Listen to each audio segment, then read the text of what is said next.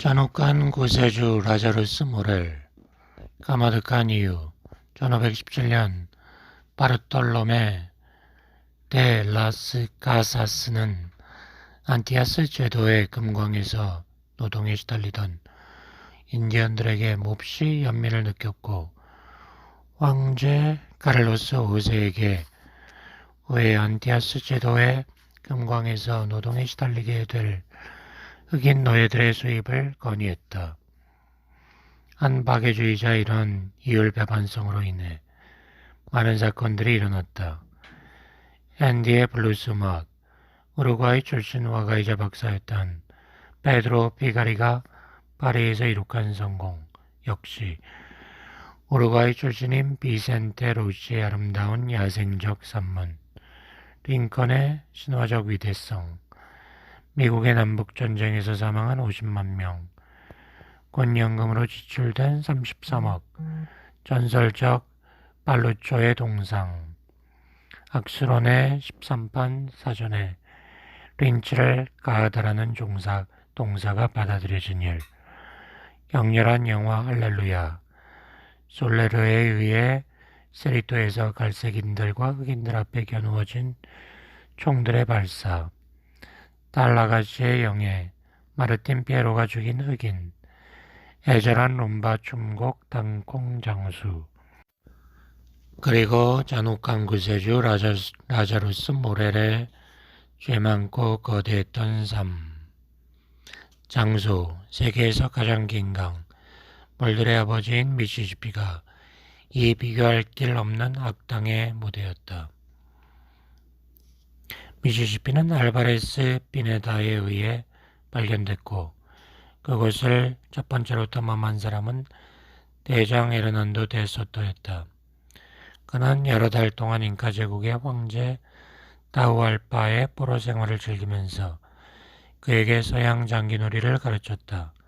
그는 죽었고 미시시피 강물이 그에게 묘지를 마련해 주었다. 미시시피는 폭이 넓은 강이다. 파라나 강, 우루과이 강, 아마존 강, 오리노코 강의 어둡고 영원한 형제이다. 검고 칙칙한 빛깔의 물을 가진 강이다. 매년 4억 톤 이상의 진흙을 흘러내려 보내면서 멕시코만을 조롱한다. 수많은 엄숙하고 오래된 쓰레기들이 하나의 삼각줄을 형성하고 있는데, 그곳에는 늪지에 서식하는 거대한 삼나무들이 용해되는 대륙의 찌꺼기들 속에서 자라고 있다. 그리고 그곳에는 진흙, 죽은 물고기들, 골뿔들로 이루어진 미로들이 자신들의 경계선과 악취 진동하는 자신의 제국을 확장해 나가고 있다.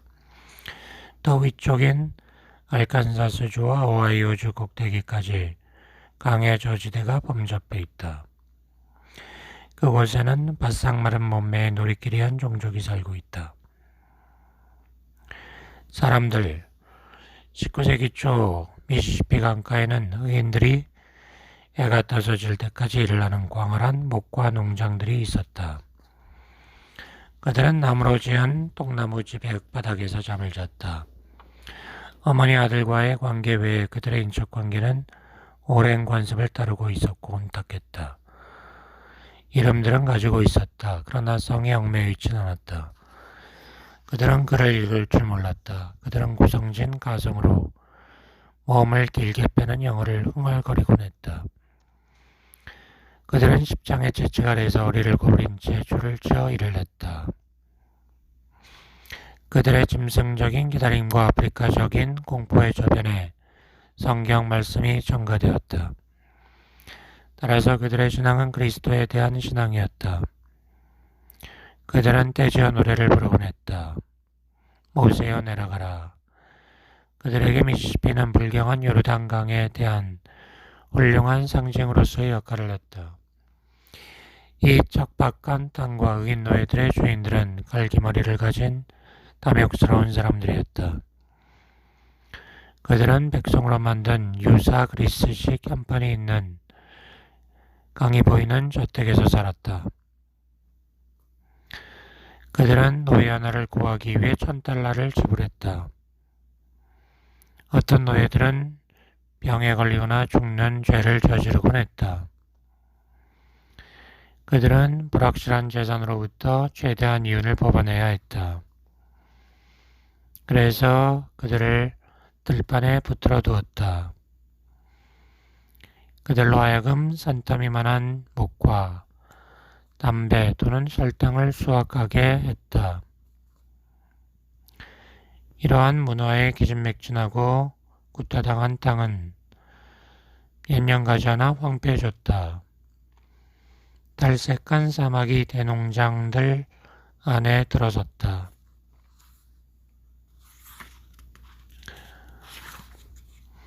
버려진 저수지들의 주변, 빽빽히 들어찬 갈대밭과 더러운 진흙탕에서는 피부빛깔이 하얀 악당들, 가난한 백인들이 살고 있었다. 어부이거나 사냥꾼들이거나 말도둑들이었다. 그들은 흑인들에게 훔친 음식 쪼가리를 구걸했다. 숯 검정이 없고 다른비가 섞이지 않은 혈통에 대한 자만감이 있었다. 인물, 미국의 잡지들이 게재하고 나는 라자루스 모렐의 음판 사진은 진짜가 아니다. 이처럼 후세에 나무리만치 유명한 인물의 진짜 사진이 남아있지 않다는 것은 우연만은 아니다. 모렐 스스로가 사진을 거부했을 것이다. 불필요한 흔적을 남기지 않기 위해. 그럼에도 우리는 그가 좋은 인상의 젊은이가 아니었고 호감을 주지 못한다는 것을 알고 있다. 세월은 그에게 늙은 악당들, 처벌을 받지 않은 행운의 범죄자들이 가지고 있는 위험을 선사했다. 그는 참혹한 삶을 거쳤던 남부의 신사였다. 성경에 대해 무지하지 않았다. 독특한 깨달음에 입각해 설교를 했다. 저는 설교대에 있는 라자루스 모렐을 보았죠. 루이지애나주 베이턴 루지시에 있는 한 도박장의 주인이 말했다. 그리고 나는 그의 교화적인 말들을 들었고 눈물을 보았죠. 나는 그가 간통 전력이 있고 흑인 노예들을 훔치고 살인을 했던 사람이라는 걸 알고 있었지만 그도 눈물을 흘리고 있었죠. 그가 가진 이러한 거룩한 열정에 대한 또 다른 증거는 모렐 스스로가 제공한다. 우연히 나는 성경을 펼쳐들었고 성 바울의 적절한 성경 말씀이 눈에 들어왔고 나는 1시간 동안 설교를 했습니다. 그때 크렌쇼와 동료들 또한 시간을 헛되이 보내지 않았죠. 그들은 청중들의 말들을 모두 몰고 도망가 버렸으니까요. 우리들은 그 말들을 알칸사스주에 가서 팔았죠. 나중에 특별한 경우에 쓰려고 남긴 한 마리 빨간색 말을 제외하고는. 크렌쇼 또한 좋아했지만 나는 그게 그에게 소용이 닿지 않음을 보게 만들어 주었죠. 방법. 한 주에서 훔친 말을 다른 주에 가서 파는 게 결코 모렐의 범죄력에서 이탈된 행동은 아니었다. 그러나 그것은 불안당들의 세계사에 있어 그가 중요한 자리를 차지하도록 보장해주는 그런 방식들을 예견하게 만들어 주었다. 이 방식은 그것이 가능하도록 하는 독특한 상황뿐 아니라 그것이 요구하는 비열함, 악몽의 대담한 발전 과정과 유사한 점진적 전개 때문에 유일한 것이다. 알 카포네와 버그스 모라는 대도시에서 고명하신 자본과 기관총을 가지고 조직을 운영하지만 그들의 사업은 천박하다. 사람들의 숫자에 관한 얘기를 해보자면 모렐은 모두 충성을 맹세한 1000명의 부하들을 거느리게 되었다. 200명이 상부위원회를 구성했고 위원회는 나머지 800명의 행동대원들이 실천하는 명령들을 내렸다. 위험은 하부 조직에서 발생했다. 배신자의 경우 그들은 재판에 회부되고 발에 돌덩이가 묶여진 채 강에 던져졌다. 그들은 흑인과 백인의 혼혈아들이었다. 모렐의 사업 내용은 다음과 같다. 그들은 사람들의 존경심을 불러일으키기 위해 반지 같은 사치품을 끼고 남부의 농장지대를 휩쓸고 다녔다. 그들은 흑인 하나를 선택했고 그에게 자유를 주겠다고 제안한다. 그들은 그에게 자신들이 멀리 떨어져 있는 다른 농장에 두 번째로 다시 팔아줄 테니까 현재의 주인으로부터 도망치라고 한다. 그러고 나면 그들은 몸값으로 받은 돈의 일부를 그에게 주고 그가 다시 탈출할 수 있도록 도와준다는 것이었다.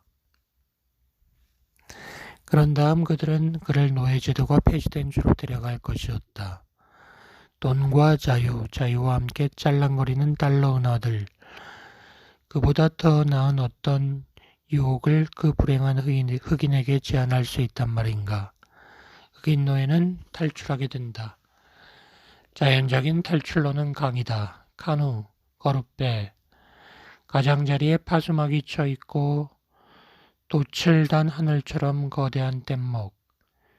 장소는 중요하지 않다. 단지 움직임 속에 있다는 것, 지치지 않는 강 위에 안전이 있다는 것을 아는 게 중요했다.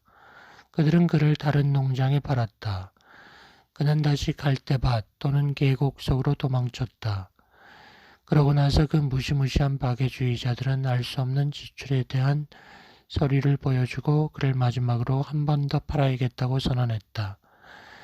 그들은 그가 돌아오면 그의 목과 자유를 줄 것이었다. 그는 자신이 팔리도록 내버려 두었고 한동안 일을 했고 그리고 마지막 도주에서 겪게 될 인간 사냥개들과 채찍들의 위험에 도전했다. 그는 피와 땀과 절망과 졸음과 함께 되돌아왔다. 마지막 자유, 이러한 일들에 대한 법률적 관점에 고찰이 필요하다. 모렐의 소아들은 원래 주인이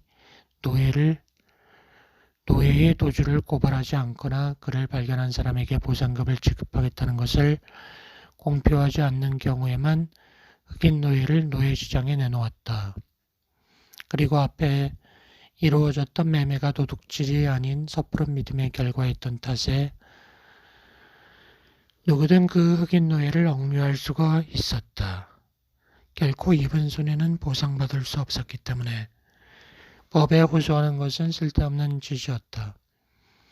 이 모든 것은 평온한 경우의 얘기였고 그 흑인 노예는 말을 할 수가 있었다. 순전히 감사하는 마음이든 아니면 불행에 빠져들게 되었기 때문이든 흑인은 말을 할 수 있었다. 그래서 그의 입에서 비밀이 새어나왔다. 그 당시에 한 노예 해방정당이 북부를 들쑤시고 있었다. 노예의 재산화를 부정하고 흑인들의 자유를 공표하고 흑인 노예들에게 도주하라고 부추겼던 위험스러운 광인들의 떼거지. 모렐은 그런 무정부주의자들에게 현혹되지 않았다. 그는 남부의 백인이었다. 그는 사업에서 은퇴하면 상당한 규모의 목과 농장과 일단의 노예들을 소유한 신사로서의 삶을 영위하기를 바라고 있었다. 도망자는 자유를 기다리고 있었다. 그러면 라자루스 모렐의 혼혈인 부하들은 하나의 표식 이상으로 전달되지 않는 지시사항을 주고받았다. 그들은 그를 시각으로부터 청각으로부터 촉각으로부터 대낮으로부터 오명으로부터 시간으로부터 동정심으로부터 개들로부터 우주로부터 기다림으로부터 그 자신으로부터 해방시켰다. 한 발의 탄환, 단검으로 한 번 찌르기 또는 구타, 그리고 미시시피의 거북이들과 돌잉어들은 마지막 통지를 받았다. 재앙, 충직한 부하들의 노력에 힘입어 사업은 번창했다. 1834년까지 이미 모렐에 의해 70명의 흑인들이 해방됐다. 그리고 다른 흑인들이 앞서 언급한 그런 과정을 쫓고 있었다. 사업 영역은 광활했고 새로운 결사대원들을 받아들여야 했다. 서약을 했던 그 새로운 사람들 중 버질 스튜어트라고 하는 알칸사스주 출신의 젊은이가 있었다. 그는 잔인했다. 그 젊은이는 많은 노예들을 잃은 한 신사의 조카였다. 1834년 8월 그는 자신의 서약을 파기했고 모렐과 다른 사람들을 밀고 했다. 뉴올리언스에 있는 모렐의 집은 경찰에 의해 포위됐다. 모렐은 탈출했다. 3일이 지났다. 그때 모렐은 툴루즈 거리에 있는 등나무들과 석상들을 가진 정원이 있는 저택에 숨어 있었다. 그는 침침하고 거대한 방들을 배회하곤 했다. 그는 그 집의 한 노예를 통해 나처스 씨와 레드리버 씨에 한 통씩의 편지를 보냈다. 네 번째 날 그 집에 3명의 남자가 왔고 그들은 모렐과 얘기를 나누며 새벽이 될 때까지 머물렀다. 다섯째 날 날이 어두워지자 모렐은 일어났고 면도기를 요청했다. 수염을 깎았다. 옷을 차려입고 나갔다. 그는 차분한 걸음으로 도시의 북쪽 근교를 가로질렀다. 그는 그 끝이 미시시피의 저지대에 맞닿아 있는 완전한 들판에 들어서 있었다. 모렐의 계획은 흑인들의 봉기, 뉴올리언스의 함락과 약탈, 그리고 그 지역에 대한 점령이었다. 배반에 의해 퇴락하고 거의 망가져 있던 모렐은 하나의 거대한 반란을 작성했다. 범죄적인 것이 구원과 역사로까지 칭송받게 되는 그런 반란. 그는 이런 목적을 가지고 자신의 영향력이 가장 심원한 나처스 시로 향했다. 그의 기록을 보자.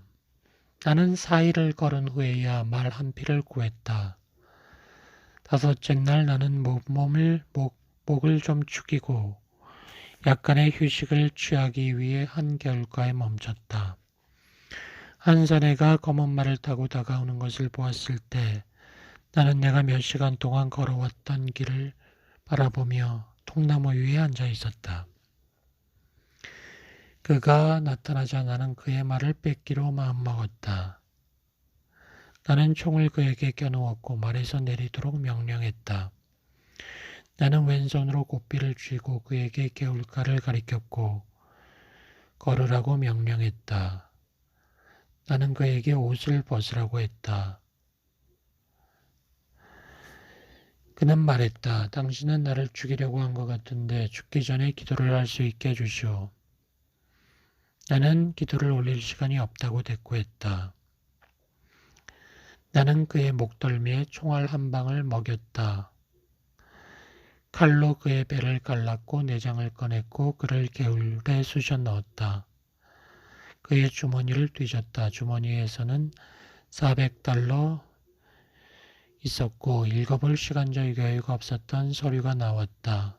가죽장화는 새 것이었다. 이미 달아빠진 내 가죽장화. 나는 그것을 버렸다. 그렇게 해서 나는 나처스 시로 가기 위해 필요한 말을 구했다. 중단. 자신을 목매달기를 꿈꾸었던 흑인들의 폭동을 지휘했던 모렐. 자신이 지휘하기를 꿈꾸었던 흑인들의 군대들에 의해 교수형에 처해진 모렐. 미시시피에 관한 이 이야기가 이러한 화려한 기회들을 활용하지 못했다는 것을 고백하는 나는 고통스럽다. 모든 시적 정의와는 반대로 그의 무덤은 그의 범죄의 온상이었던 강 또한 아니었다. 1835년 1월 라자루스 모렐은 실러스 버클리라는 이름으로 입원했던 나처스시 병원에서 사망했다. 일반 입원실에 같이 입원했던 동료 환자 하나가 그를 알아보았다. 2일과 4일 몇몇 농장에서 노예들이 반란을 시도했지만 큰 출혈은 없이 진압되었다.